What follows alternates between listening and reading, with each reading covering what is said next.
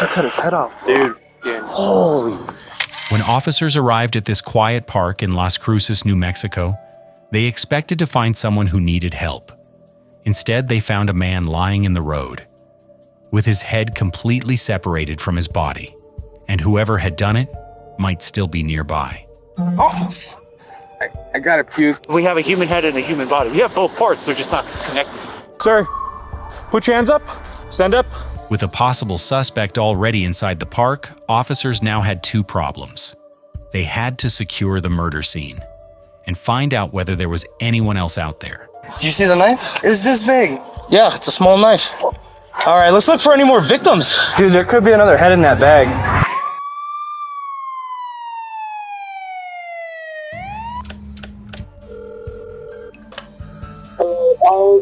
So I was just driving, right, and then I pulled into Apalaca Park, and I seen there was a body laying on the floor, and then I think his head was on the side of him. Could you tell if he was breathing? So then I no, his head was completely off of his body. What do you mean? Like he was decapitated. The caller had no way of knowing what had happened before he arrived. But for the officers being sent to the park, one thing was already clear. This wasn't a medical emergency. They were responding to a murder scene. And according to the caller, there was still a man inside the park acting strangely. That meant the person responsible could be standing only a few yards away from the responding officers. So before moving deeper into the park, officers began closing off the area. They didn't know what they were walking into or whether the suspect was waiting for them. 947, we got the east blocked off. We just need the south part of the park blocked off. It looks old. Okay. It's...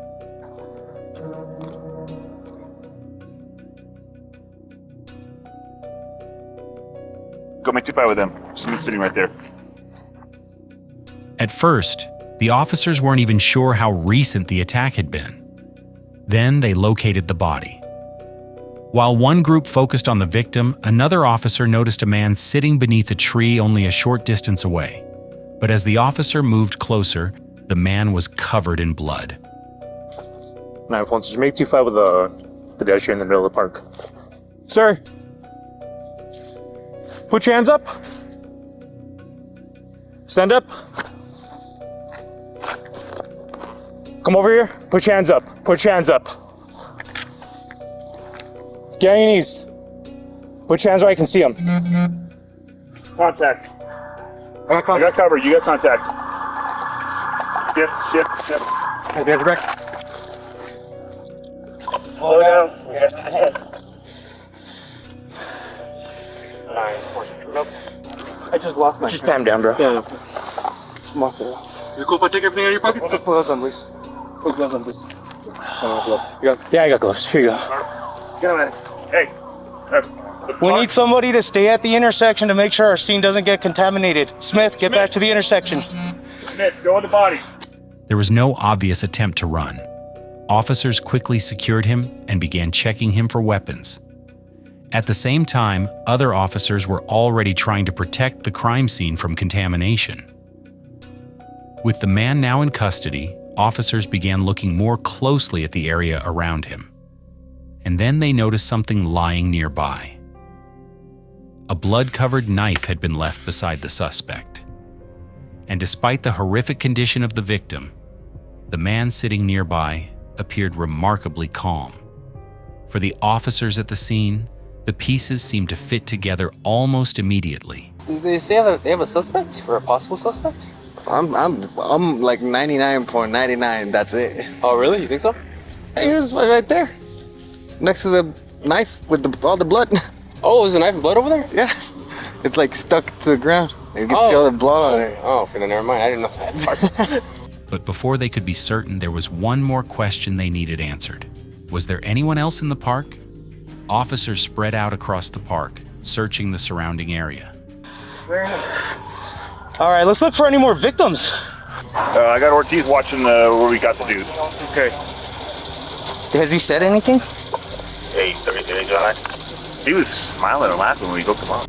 And as they continued examining the area, they noticed blood around the tree where the suspect had been sitting. That suggested the attack may have involved more movement than they initially understood. He was sitting there with his bloody hands next to his bloody bag, and then we found out the tree. Dude, he cut against the tree too. There was like an execution him spot. against the You think he's just crazy? But you have to be, bro. So they did their business, came over here and let people like, hey, let this motherfucker be seen on the street. No, it's just one dude. That's what I'm saying. Dude, he had to be gnawing at that thing for a while though. Spines, dude, are tough. Like you had it, you had to be going to town on that thing. An average male several blows with an axe.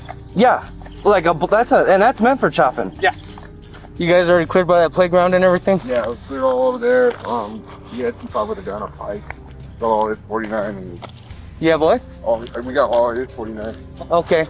I think the park's clear now because I came up all the way from the west coming east. So go back with Ramirez and one of you all decide who's gonna go 10-8, okay? After searching the park, officers were finally able to determine that there didn't appear to be another victim. But one thing continued to bother them: the weapon. The knife they had recovered was remarkably small. Did you see the knife? The one that was sticking in the ground? Yeah, it's this big. Yeah, it's a small knife. There might be another one because there's that bag that's covered in blood. At least it looks like blood. Maybe there's another head in it. I'm actually thinking about that. Because there's blood spots on it. Yeah. Oh, right by here, nobody closed that shit out. Yeah. It took a while. You know how hard does it get this? My thing is people calling code 24 this, code 24 You can't call all the time. Yeah, this motherfucker gets his head hacked off with a penknife. And nobody says nothing. With the park cleared, detectives could finally turn their full attention to the victim. Oh, no, that's Stop. Well, I don't know. He's got a scorpion on his back. Like a, You can go look. Go. okay. So the scene is right there. Where? Right there. You see all the blood? Why? He drove him this far. The head got over there somehow. So he either had to picked it up and moved it, or he kicked it or rolled it or something like that. So we got a tattoo. Times two. Yeah, we got some stab wounds, some good stab wounds, multiple stab wounds, and he was saying it's a 2-inch knife. Yeah, got a small stab wound right there, What's that, Dustin? Glass? right there. See that shiny stuff there and there? What is that? Could be spit. Yeah, could be spit. Looks homeless, kinda? Yeah, the camp that's up here. Let's see where they're at. Yeah, see, they said there's a camp up there, so I'm wondering if that's where he's actually been staying at. And you think you drug him over? Yeah, because there's got drug marks. If you shine your light up there, right by this tree, there's a puddle of blood right there, and blood on the tree. He either was carrying the head or the head fell off from that time. It looks like and there's a roll right there. That roll? Yeah, because he tossed. There's blood right there, or kicked it. Yeah. As they examined the area around the body, they began noticing details that suggested the victim hadn't been killed exactly where officers first found him. But the physical evidence didn't stop at the body. There were signs that the victim had been moved through the park after the attack. The blood trail appeared to connect different parts of the scene. And that raised another question. Had the victim been dragged here after the attack? Eventually, investigators were able to identify the victim. He was 51-year-old James Garcia. His head had been found nearly 20 feet away from his body, and the injuries were far more extensive than the officers initially realized. An autopsy would later reveal that Garcia had suffered more than 80 stab wounds. The blood trails and drag marks across the park suggested that the attack had happened before his body was moved into the roadway. But while detectives were piecing together what happened to James, another officer was working on something equally important: the identity of the man they had arrested. Bro, what's your name?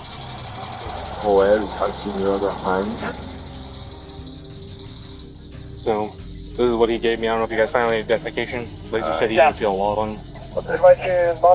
Start right. Yeah. The suspect identified himself as Joel Science. And once officers began checking his identity, one of them realized they had dealt with him before. You know who the suspect is?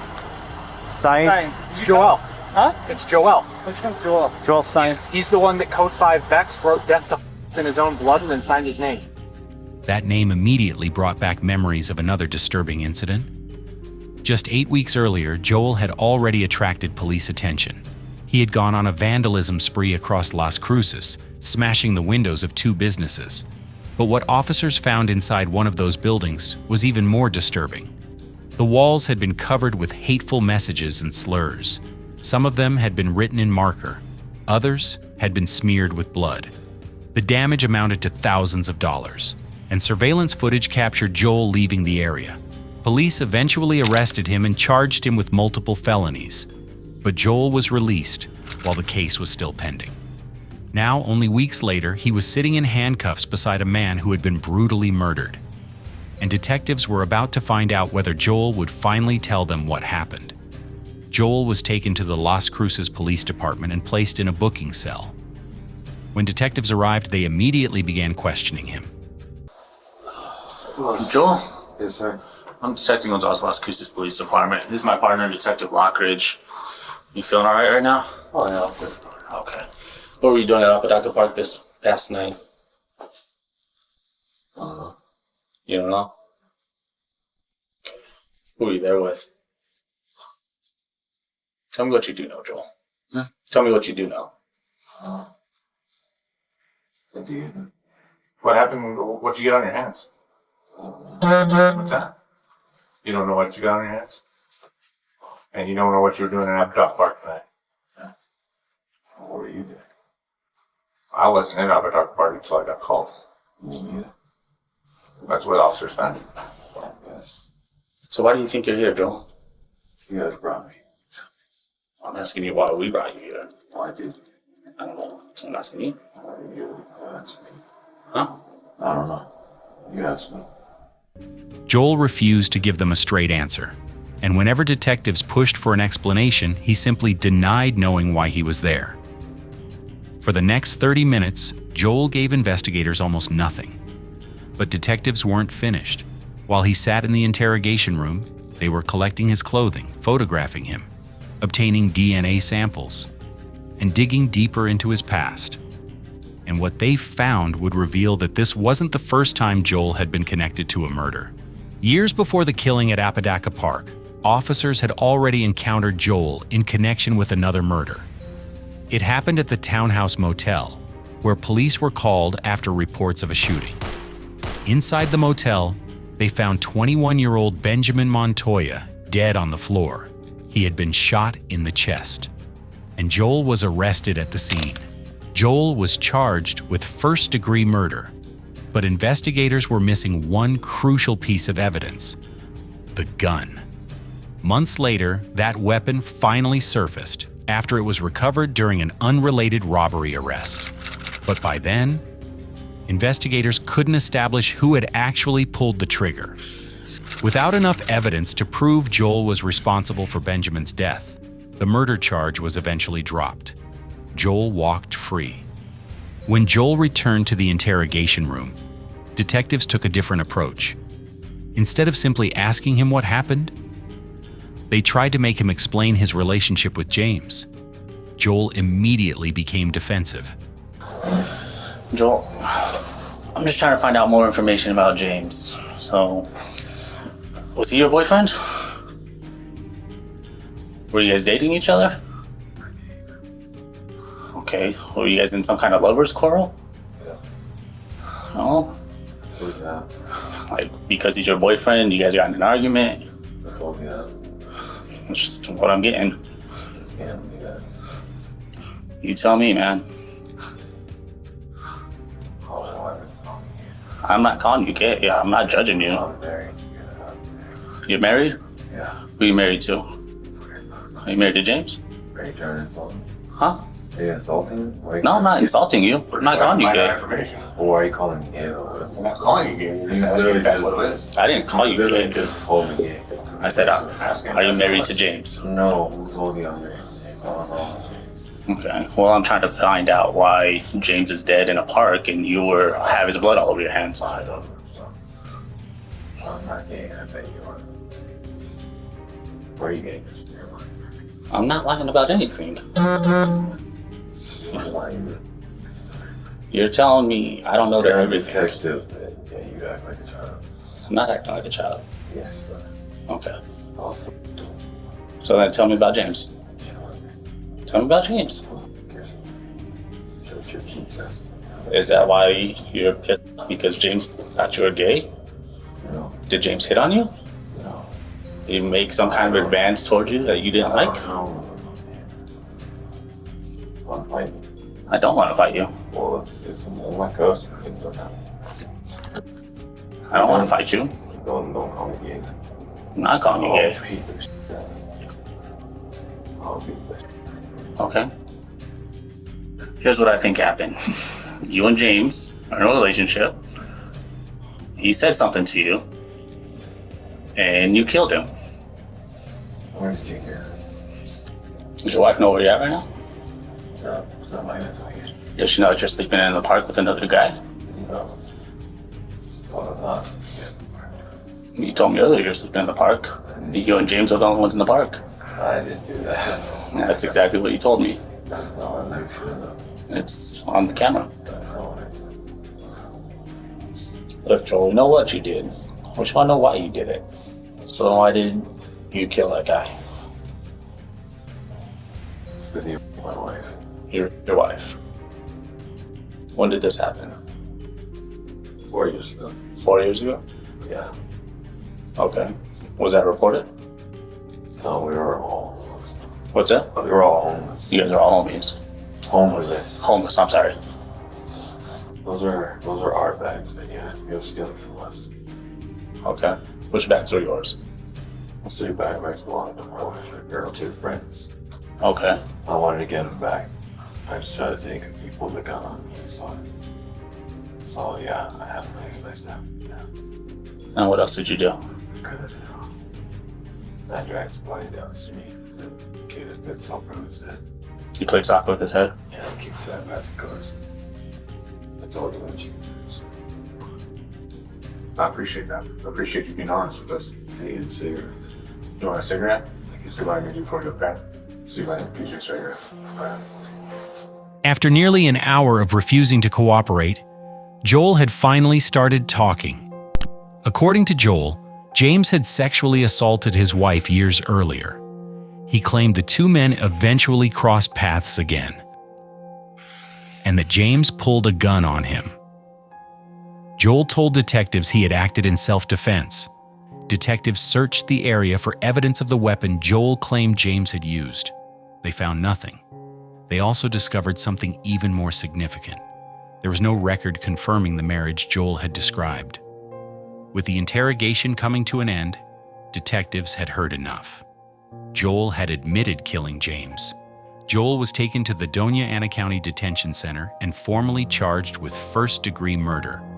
But the case would not move quickly.